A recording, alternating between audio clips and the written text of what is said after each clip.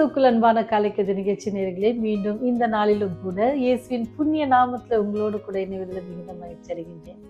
என்ன அன்பான தேவ பிள்ளைகளே, இரவிலே தேவன் உங்களுக்கு போதுமானவராக இருந்து நல்ல நித்திரை தந்திருப்பார்னு சொல்லி கர்த்தருக்குள் விசுவாசிக்கிறேன். இந்த நாளிலும் புதிய நாளை காணும்படியாக எத்தனையோ பேருக்கு கிடைக்காத ஸ்லாக்கியம் உங்களுக்கும் என்னுக்கும் தேவன் மிகவும் கிருபையாக புது கிருபையினால உங்களையும் என்னையும் என்ன செஞ்சிருக்கிறார், இன்று முடிசூட்டி இருக்கிறாங்க. அவருக்கு நம்ம நன்றி சொல்லி இந்த நாளின் தியானத்திற்கு செல்வோமா? இன்னைக்கு நமக்கு வருகிற செய்தி எங்கிருந்து அப்படின்னு பார்த்தீங்க அப்படின்னு சொன்னா 1 பேதுரு 5ஆம் அதிகாரம் 8வது வசனம் இவ்வாறாக சொல்லுகிறது, தெளிந்த புத்தி உள்ளவராயிருங்கள், விழித்திருங்கள் அப்படின்னு சொல்லி. விழித்திருப்பது என்றால் என்ன? தூங்காம முழிச்சிருக்கிறது விழித்திருப்பதா என்ன அப்படின்னு சொல்லி பார்ப்போமா? ஒரு விஷயமாக எல்லாரும் விழித்திருக்கிற அனுபவம் எல்லாருக்கும் வந்திருக்கும். ஒருவேளை அது சின்ன பிள்ளைங்களுக்கு இருந்திருக்கும், நடுவயது பிள்ளைகளுக்கு இருந்திருக்கும், வாலிபர்களுக்கு இருந்திருக்கும், வயதானவர்களுக்கும் இருந்திருக்கும்.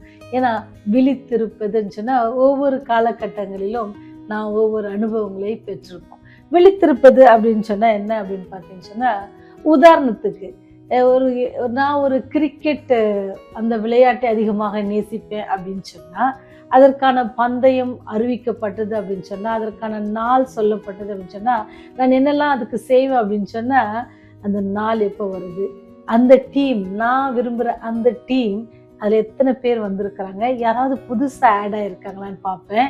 அப்புறம் அந்த டீமுக்கு எல்லாரும் எந்த இடத்துல இருந்து ஸ்டே பண்ணுறாங்கன்னு பார்ப்போம், அவங்க எந்த ஃப்ளைட்டில் வராங்க, எந்த இடத்துல எல்லாரும் ஒன்றா இறங்குறாங்க, எங்கே அவங்களுடைய அக்காமடேஷன் இருக்குது, இதெல்லாம் பற்றி நான் என்ன செய்வேன்னா ஒரு சின்ன ஒரு ஷார்ட்டாக ஒரு டீட்டெயில்ஸ் எல்லாத்தையுமே என்ன செஞ்சுருவேன், கலெக்ட் பண்ணிக்குவேன். டேட்டு ஸ்பெஷலாக என் ஃபோனில் என்ன செஞ்சுருவேன், அந்த டேட்டை நான் சேவ் பண்ணி வச்சுக்கிடுவேன். டு அலாம் மீ, ஏன்னா எனக்கு ரிமைண்ட் பண்ணுறதுக்கு.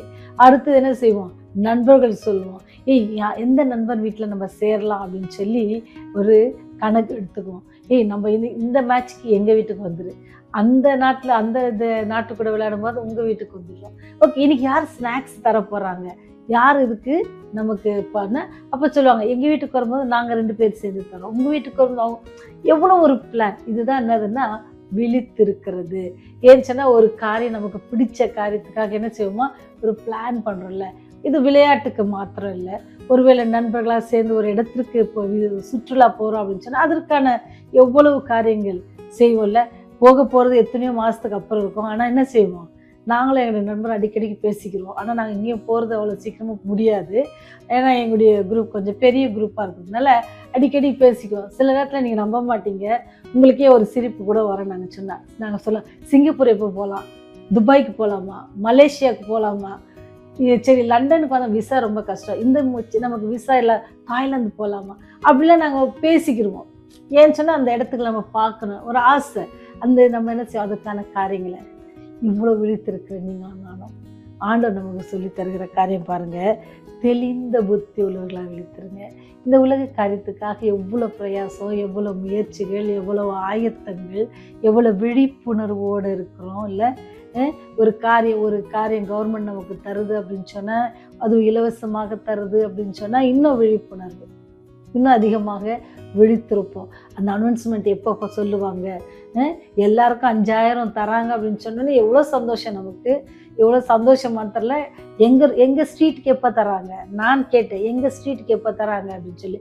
அப்போ ஒரு டேட் சொன்னாங்க, அந்த டேட்டில் நான் சென்னையில் இல்லையே, நான் எப்படி வாங்குறது, உடனே போய் கேட்குறேன், நான் அந்த டேட்டில் இருக்க மாட்டேன், நான் எப்போ என் காசை வாங்கிக்கலாம் அப்படின்னு சொல்லி. அவ்வளோ விழிப்புணர்வு, அவ்வளோ விழித்திருக்கிறோம்.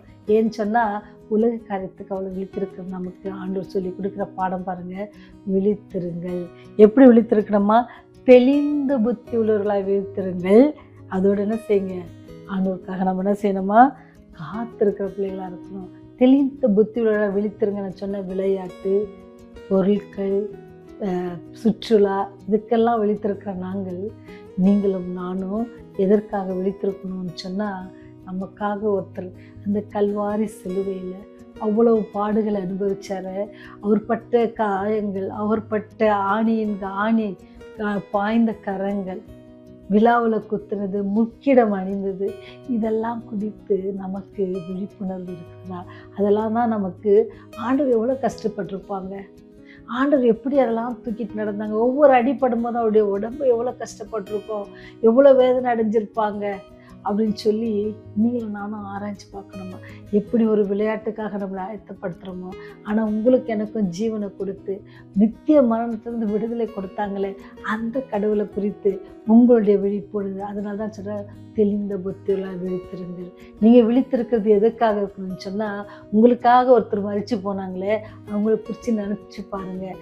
உங்களுக்காக ஒருத்தர் ஆணியை பாதத்தில் எவ்வளோ இங்கே இந்த இடத்துல ஏதாவது உங்களுக்கு அடிபட்டுருச்சுன்னா எவ்வளோ வேதனை இருக்கும். ஆணியே அடிச்சிருக்காங்களே அந்த ஒரு தெய்வத்தை நீங்கள் நினச்சி பாருங்கள். அந்த ஒரு ஜீவனை நினச்சி பாருங்கள். உங்களுக்காக அவ்வளோ வெயிட் அந்த சிலுவையுடைய நமக்கு 10-20 கிலோ தூக்குனாவே என்ன ஆகுது, மூச்சு வாங்குது. கொஞ்சம் தூரம் நடந்து போனோடனே யாராவது உதவ மாட்டாங்களான்னு நினைப்போம்ல, அந்த இடத்துல அந்த ஆண்டவர் வந்து செஞ்சார். உங்களுக்காக எனக்கும் அந்த பாவ பாரத்தை அவ்வளோ கொடுமையாக என்ன செஞ்சார், சுமந்துட்டு போனார். அதை குறித்து உங்களுடைய எண்ணங்கள் எப்படி இருக்குது? எப்பயாச்சும் உட்காந்து யோசித்து பார்த்துருக்கீங்களா? எல்லாரோட கூட எல்லாருக்கும் உதவி செஞ்சுருக்காங்க. பசியாக இருந்தவங்களுக்கு ஆகாரம் கொடுத்தாங்க, கண்ணு தெரியாதவங்களுக்கு பார்வை கொடுத்தாங்க, காது கேட்கறது முடியாது கேட்பதற்கான காரியங்களை கொடுத்தாங்க, மரித்து போனவங்களை உயிரோடு எழுப்புனாங்க, முடவருக்கு என்ன செஞ்சாங்க, நடக்க செய்தாங்க. எவ்வளோ காரியம் செஞ்சவங்க அவங்க என்ன செய்கிறாங்களாம், எல்லாருடைய பாவத்தையும் சுமந்து போகிறத நினச்சி பாருங்க. அதெல்லாம் நீங்கள் அப்படிதான், அதுதான் நம்ம ஆண்டவருக்குள்ளே விழித்திருக்கிறது. நீங்களும் நானும் விழித்திருக்கிறது தான் முழிச்சு ஜெபம் பண்ணுறது மாத்திரம் இல்லை. ஆண்டவர் நமக்கு சொல்றது எப்படி இருக்கணுமா, தெளிந்த புத்தி உள்ளவர்களா. அவர் நமக்காக பாடுபட்ட காரியத்தை, நம்ம அவருக்காக சொல்லி சென்றிருக்கிற காரியங்களை அதெல்லாம் நம்ம என்ன செய்யணுமா, நினச்சி பார்க்கணுமா. அவர் நமக்கு சொல்லியிருக்கிறார், நீங்கள் போய் சகல தேசத்தில் என்ன செய்யுங்க, சுவிசேஷத்தை அறிவிங்கன்னு சொல்லியிருக்கிறாரு. அதை நான் எப்படி செய்யறது? அதுக்கு நான் எந்த நண்பர்களை நான் சேர்க்கறது? நான் யார்கிட்ட இதை கேட்கலாம்? நான் எந்த இடத்த சூஸ் பண்ணி நான் ஆண்டோடைய அன்பை சொல்லலாம்? அப்படிலாம் நம்ம என்ன செய்யணுமா, விழித்திருக்கணும். ஏன் சொன்னால் எதிராளி சாத்தான் உங்களை என்ன செய்கிறான், அப்படி அன்பை குறித்து நினைக்காதபடிக்கு அநேக காரியங்களை அவன் செய்து கொண்டிருக்கிறான். அதிலிருந்து நம்ம மாட்டிக்கொள்ளாதபடிக்கு நம்ம தெளிந்த புத்தியுள்ளவர்களாய் விழித்திருந்து ஆண்டோடைய அன்பை, ஆண்டவர் உங்களுக்காக எனக்காக பாடுபட்ட காரியத்தை அவன் நினைத்து, அவர் நமக்கு அருள் ரட்சிப்பை நினைத்து நம்ம என்ன செய்யணும் அப்படின்னு சொன்னால், ஒவ்வொரு நாளும் அவரோடு கூட நம்ம என்ன செய்யணுமா, விழித்திருந்து. எப்படி ஒரு தகப்பன் தன்னுடைய பிள்ளைகளுக்கு சொல்லுவாங்கல்ல, உங்கள் அப்பா என்ன செஞ்சார், வேர்வை சிந்தி தியாகம் பண்ணி உனக்கு என்ன செஞ்சாங்க, இந்த படிப்பை கொடுத்துருக்காங்கன்னு அம்மா சொல்லுவாங்கல்ல. அப்போ நமக்கு எப்படி இருக்கும், நம்ம அப்பாவை குறித்து ரொம்ப பெருமையாக இருக்கும். ஐயோ இந்த அப்பாவுக்கு நான் எதாவது செய்யணும் அப்படின்னு சொல்லுவோம்ல. அப்பா நீங்கள் வயசான காலத்தில் நீங்கள் வேலைக்கு போக வேண்டாம்ப்பா, நான் உங்களை பார்த்துக்கிறேன்ப்பான்னு பிள்ளைங்க சொல்லுவோம் இல்லை. அப்பா நீங்கள் கவலைப்படாதீங்கப்பா, நான் படிச்சுட்டேன்ப்பா, வேலைக்கு வந்துடுவோம்ப்பா சொல்கிறோமா, இனிமேல் நீங்கள் போகாதீங்க. என் பிள்ளைங்க என்ன சொல்லுவாங்க, மம்மி எதுக்கு இன்னும் வேலைக்கு போயிட்டுருக்கேன், நாங்கள் தான் வேலைக்கு வந்துட்டோம்ல, நீங்கள் இருந்து பாருங்கள் கொஞ்சம் உங்களால், அப்படின்னு நாங்கள் பார்த்துக்குறோம் உங்களை அப்படிம்பாங்க. ஏன், நம்ம பிள்ளைகளுக்காக நம்ம செஞ்ச சின்ன சின்ன காரியங்கள் அவங்க மனசுக்கு பிடிச்சதுனால நமக்கு எதாவது திருப்பி செய்யணும் அப்படின்னு சொல்ல.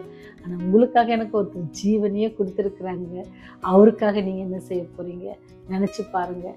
அந்த தகப்பனை உங்கள் மனசில் இன்னைக்கு நினச்சி, அவர் உங்களுக்காக செய்த தியாகத்தை, அவர் உங்களுக்காக இலவசமாக கொடுத்த ரட்சிப்பை நினச்சி பாருங்கள். அவருக்கு நன்றி சொல்லுங்கள். தெளிந்த புத்தியுள்ளாக விழித்திருங்கள். ஜெபம் செய்வோம். இரக்கத்தில் ஐஸ்வரியமுள்ள தகப்பனே, கிருபை நிறைந்தவரே, எங்களுடைய பாவங்களுக்கு ஏற்றபடி எங்களை தண்டியாதபடிக்கு ஆண்டவரே, எங்களுடைய அக்கிரமங்களை எல்லாம் மன்னித்து எங்களுடைய பாவ நோய்களை எல்லாம் குணமாக்கி கல்வாரி சிலுவையில் சிந்தின ரத்தத்தினால ஒவ்வொரு நாளும் எங்களை பரிசுத்தப்படுத்தி நாங்கள் கேட்கும் போதெல்லாம் மன்னித்து ஆண்டவரே, எங்களுடைய தேவையை கேட்கும் போதெல்லாம் எங்களுக்கு செய்து எங்களை பாதுகாக்கிறதுக்காக நன்றியோடு துதிக்கிறோம். இந்த நாளிலும் கூட ஆண்டவரே, இந்த கல்வாரி சிலுவையை நினைத்து பார்க்கிறோம். எங்களுக்காகப்பட்ட கஷ்டத்தை நினைத்து பார்க்கிறோம். இந்த செய்தி கேட்கிற ஒவ்வொரு உள்ளத்தையும் நீங்கள் ஆராய்ந்து அறிகிறீங்க தகப்பனே. உண்மை ஏற்றுக்கொண்டு ஆண்டவரே, உங்களுக்கு பிரியமுள்ளவளாய் ஜீவிக்க கிருபை செய்யுங்க. உடைய அன்பை புரிந்து கொள்ள கிருபை செய்யுங்க. இந்த உலகத்துல யாருமே கொடுக்க முடியாத ரட்சிப்பை நீர் எங்களுக்கு கொடுத்திருக்கீங்க. நித்திய மரணத்திலிருந்து எங்களை மீட்டு இருக்கிறீங்க சாமி. நித்திய ஜீவனை கொடுத்திருக்கீங்க. அதற்காக துதிக்கிறோம், சோஸ்தரிக்கிறோம். இந்த நாள் முழுவதும் எங்களோடு கூட இடைப்படுங்க, வழி நடத்துங்க. இயேசுவின் வழியாய் ஜெபிக்கிறோம் ஜீவனுள்ள பரலோக தந்தையே. ஆமென், ஆமென்.